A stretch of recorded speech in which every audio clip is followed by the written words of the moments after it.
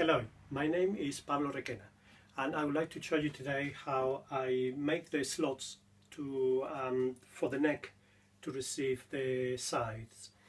So basically I'm working on these two necks at the moment, and this one is pretty much ready.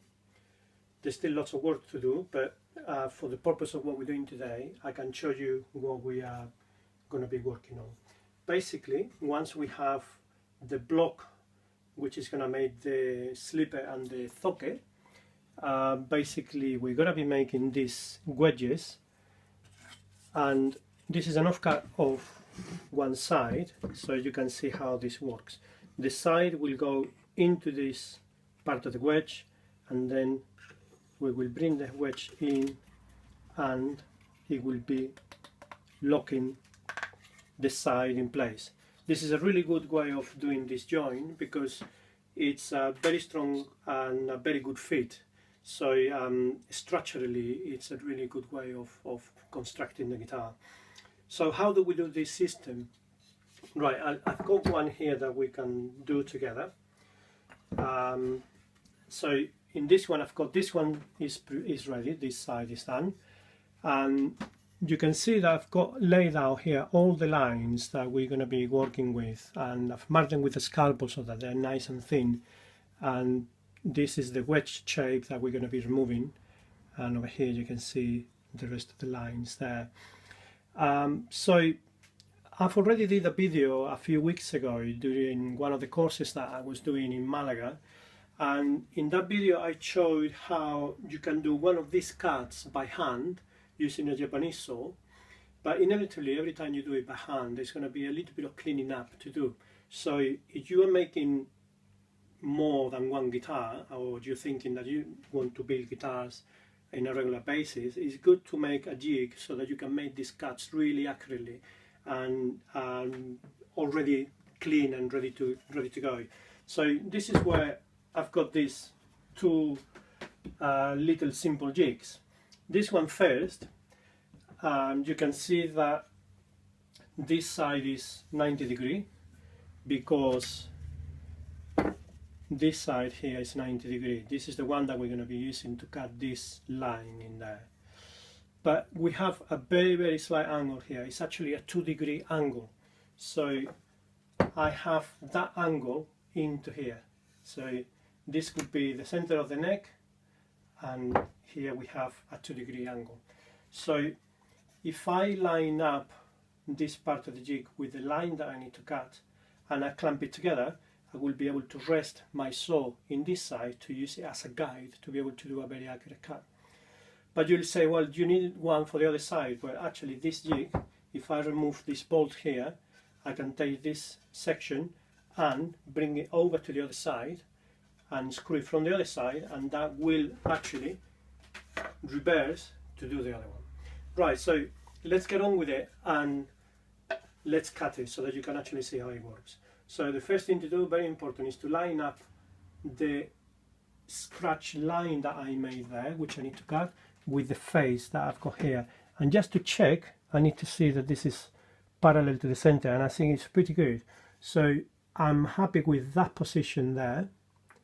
And sorry, a little bit more adjusting there. Okay, like that. Now I'm going to bring it to the vise in here, and I'm going to clamp it together. Again, checking that nothing's moved, and yeah, I'm happy with that. And then for good measure, I'm going to get another clamp and I'm going to place it here to make sure that everything is really steady.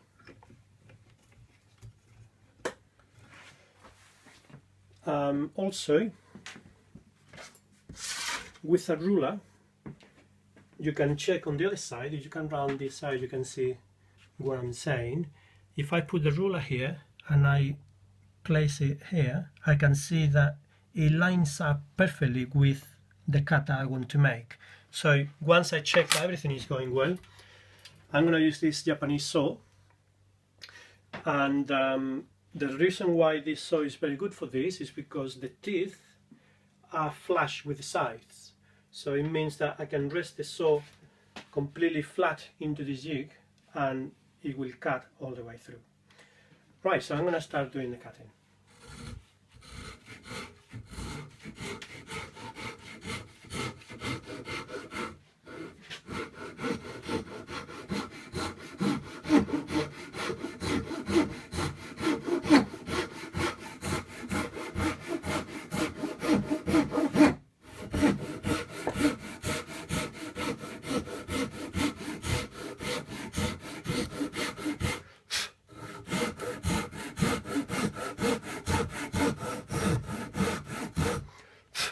Now, one thing that's important is that you can see I've got this scalpel line in there, and I have another one this side, and they are telling me how deep the cut needs to go. So I just looked at the back and I can see that it's not as deep as in the front, so I'm just going to adjust it slightly.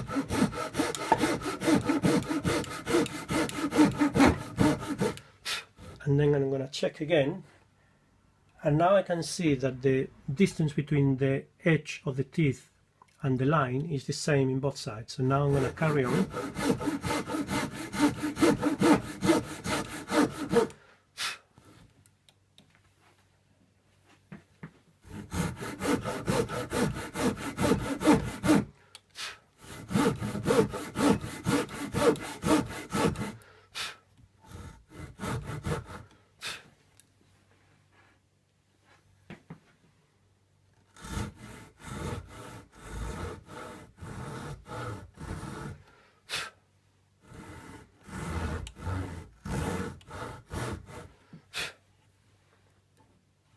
Okay, so now if I get this ruler into here, I can see I have a good straight line at the bottom, and it lines up with the end in there and the end here. So that means that the bottom of the slot that I'm making is completely straight.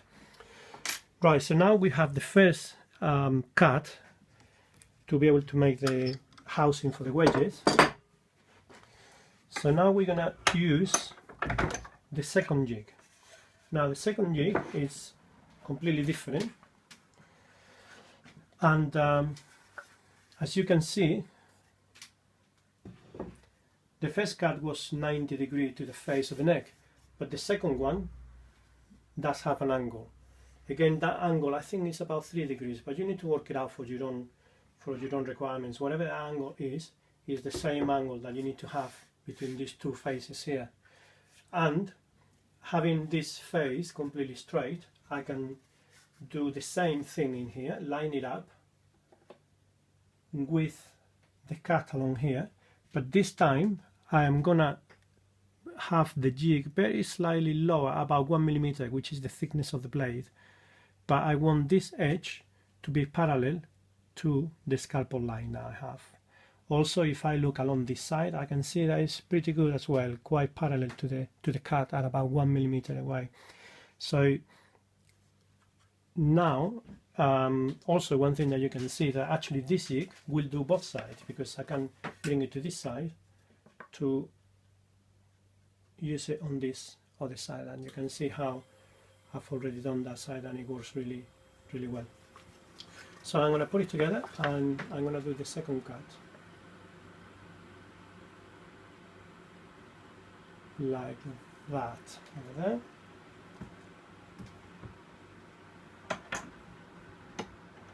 I'm going to switch this off.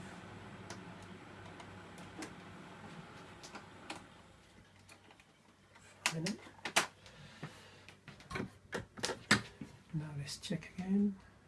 It looks fine like that. And again, I'm going to clamp it so that it doesn't move at all.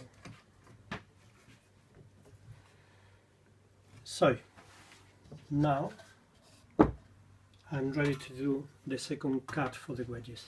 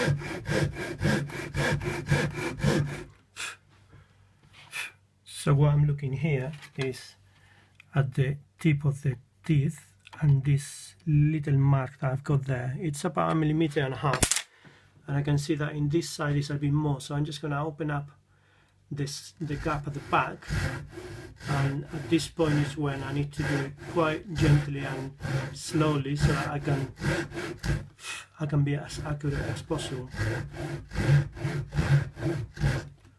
So I'm going to check again, and it looks like I still have a bit about 1 millimeter there. So I'm going to go a little bit more.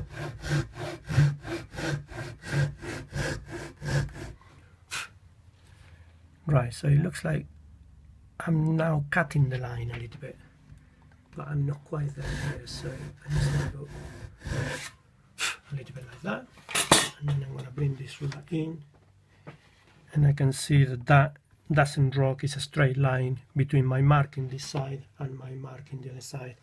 That's important because for the next job, which is to remove all the material in between those two lines,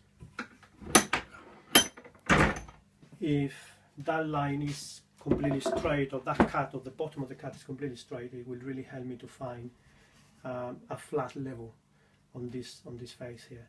Right, so now I'm going to show you, this is a very simple procedure really, just with the chisel. We're just going to remove all that material in between the two lines, but if you come a bit closer you can see that what's quite important here is that this line, the projection of that line, will meet the other one right in the middle. So this is really as I want to have it, and the same over here. This cut is following the scalpel line that I have here, and the same on the top one. So these sides, both of them are identical. Right, so I'm going to cut this very quickly so that then I can show you how to make the wedge, which is going to go in that slot.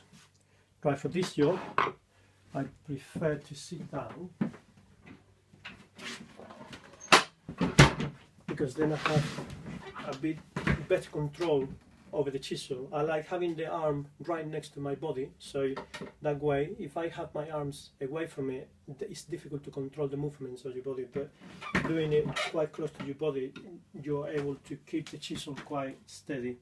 So I'm going to start by removing quite big chunks of it, and if it breaks off a bit, I don't really mind too much. But as I'm getting closer to the base or to the bottom, then I will be removing thinner shavings.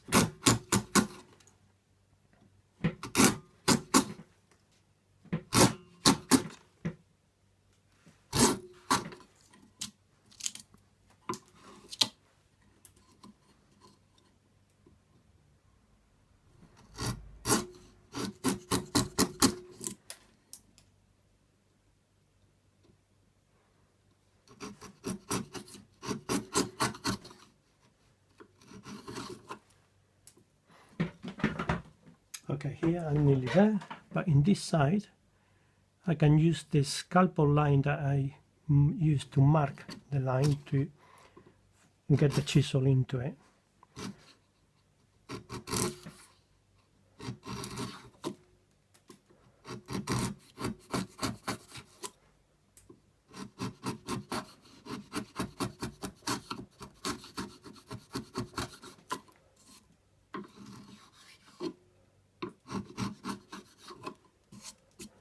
Right, so I would like to see how flat is this, and at the moment it looks pretty good.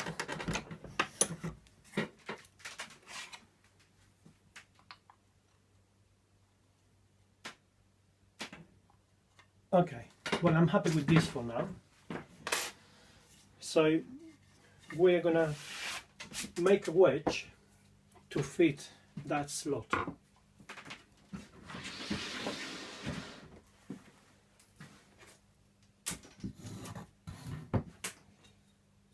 Let's make sure that we don't get them mixed up.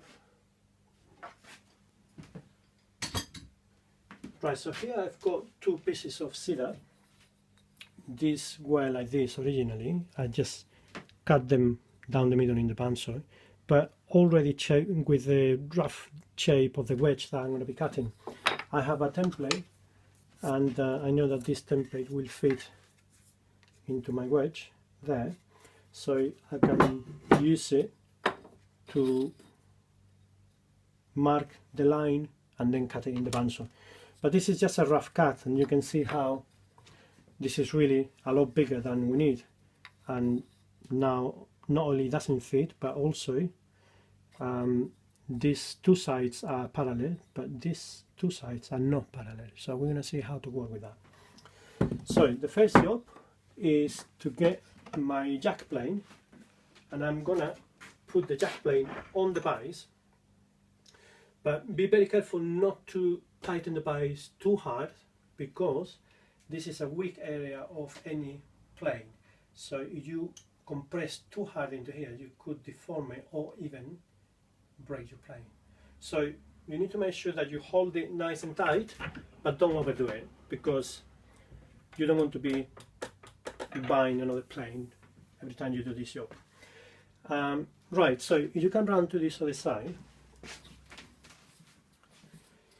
I'm going to do an initial cleanup. In here you got to be very careful not to catch your fingers in the blade, otherwise you're not going to be slicing your flesh. But basically the first thing to do is to debulk it a little bit so that we can get it to fit in our slot. Like that. Now I'm going to bring it into the right slot, and I can see that it's starting to fit a bit better, but it's gonna come a point in which it can only fit in a certain way. So I'm gonna mark it. So I'm gonna put an A in this corner and an A in here. The other one is gonna be a B. And why do I do that? Because I want to make sure that I don't get confused as to what side I'm working with, and then I end up messing up something that I have already done. So this A needs to come into this way. It mustn't go in this way. Okay. So I want it to go farther down. So it means that I have a good fit, but it's still too thick, because the wedge needs to go in farther down. So I'm just going to carry on removing.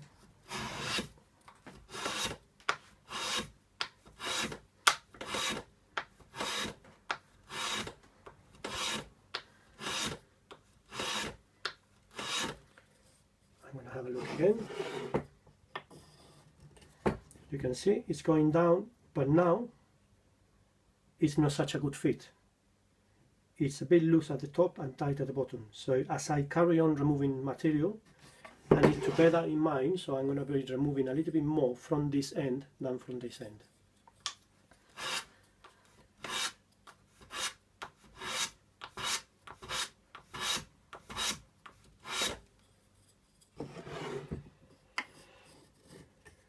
So I got it back again, still a little loose in this end, but this is traveling now to the other side, so I'm going to do a little bit more.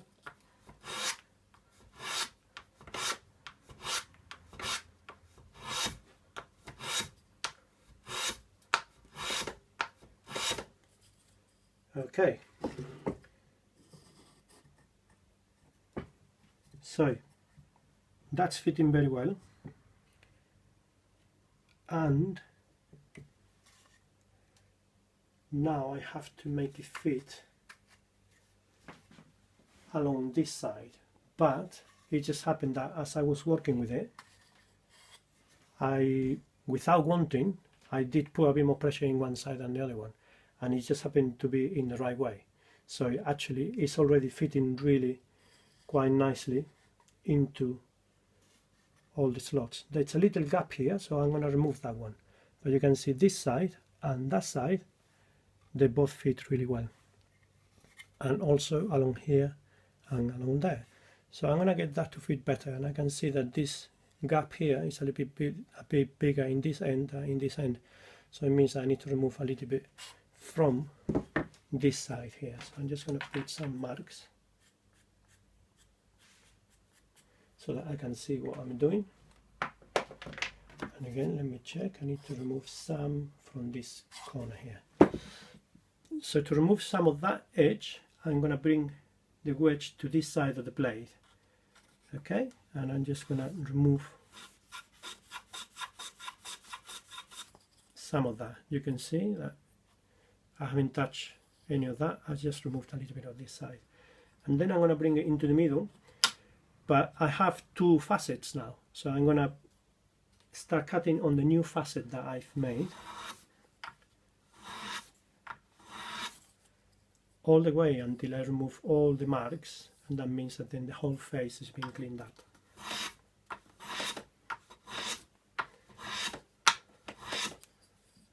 A little bit here and a little bit there. Okay, so let's have a look and see how it fits. So that's already a much better fit. And over here it's also a much better fit as well. The reason why I have a little gap there is because I need to work on the base of the slot. So that's what I'm going to do right now. I'm going to remove the plane from here and I'm going to put the neck on this side there.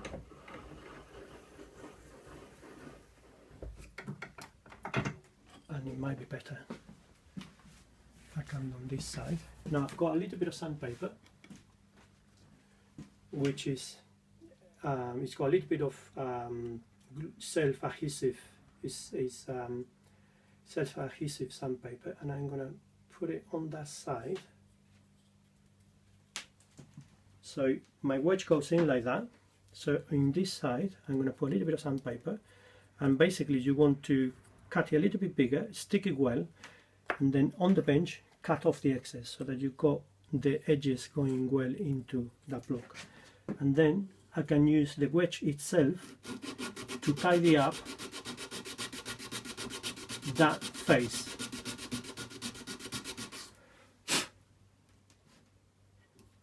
I'm going to put a little bit of pen in here so that I can actually see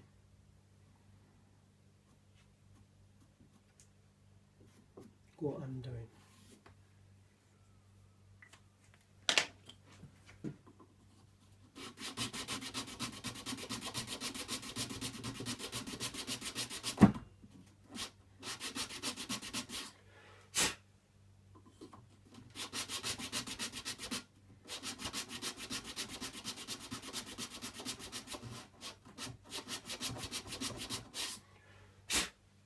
Okay, so I'm going to remove the paper again,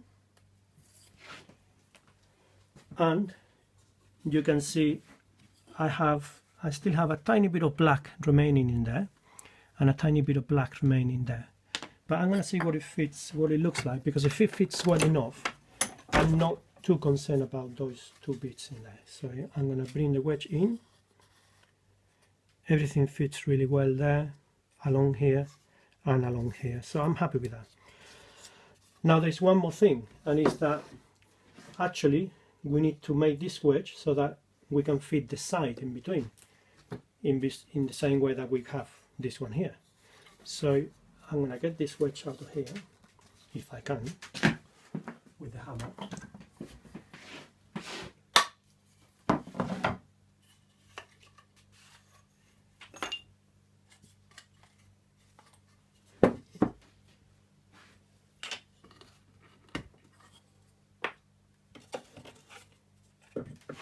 So this one goes there and the wedge goes in there,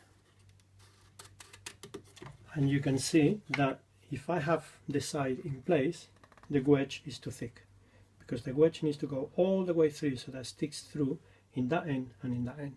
So I need to go back to the plane and remove a little bit of the thickness. So that's what I'm going to do now. I'm going to put the plane back in here.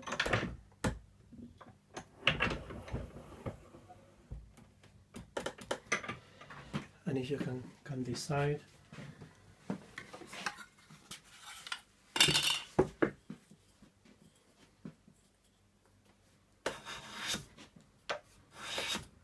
so as I'm removing some of the thickness, I have to try and be quite careful so that I don't change any of the shapes. But inevitably that is going to happen, so I need to keep checking to see what adjustments do I need to be making. I'm going to bring this back in again. I can see that's fitting well. That's fitting well. Okay, so I can carry on.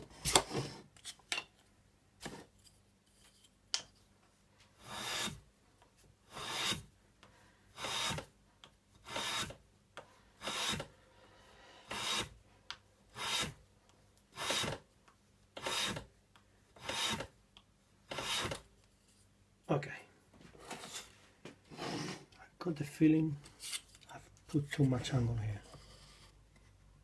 Yeah, so you can see how easy it is to get things out of balance. I'm going to put it with the wedge in, with the side in, but I'm sure I have to adjust it.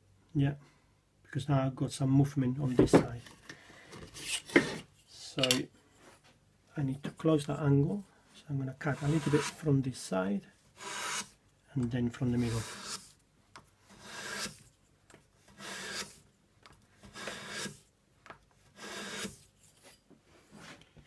And back again. This back in here. So now that's a good fit again. But the wedge is not quite all the way through. I need to carry on a little bit more until it goes all the way to the other side. That's if I'm able to get it out.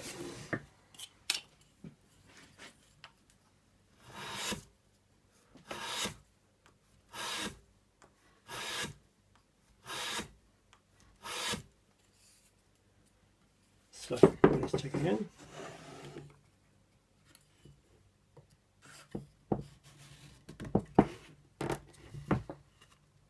Nearly there.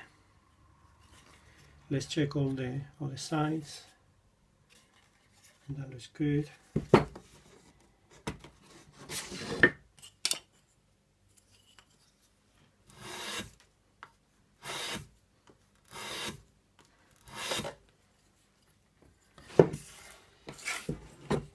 Right, let's check.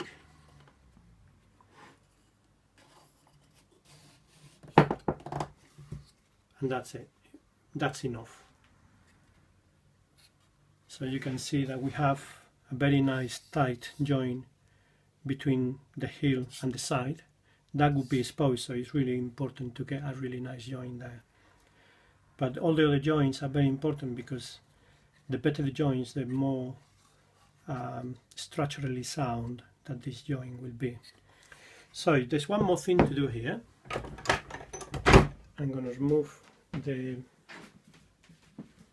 plane and I'll put it back there, and I'm going to use my block plane, and what I want to do is to remove a little bit of this wedge. You can see I have a little bit of excess there which I don't need. I could leave it there and it would be fine, but in the guitars that I make I like having as little wood as is possible so that the weight of the guitar is as light as possible. So the last job to do is to get a couple of spacers, or just one would do it really, and it's no more than a little bit of the same type of wood, the same thickness.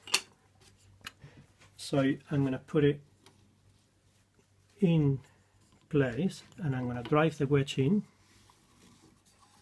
So the spacer is a little bit lower than the cedar, so it's not going to be in the way. So now I'm able to just plane off. I'm going to drive it in a little bit because I don't want it to come out. So I'm just going to plane it flush.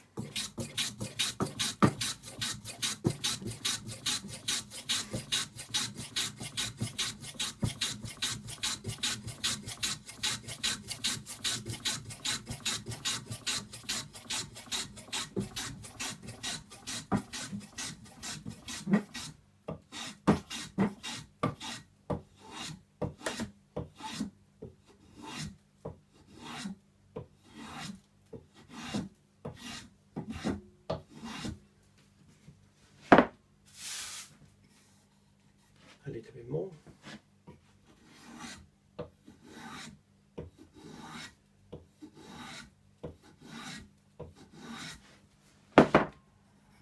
That's it.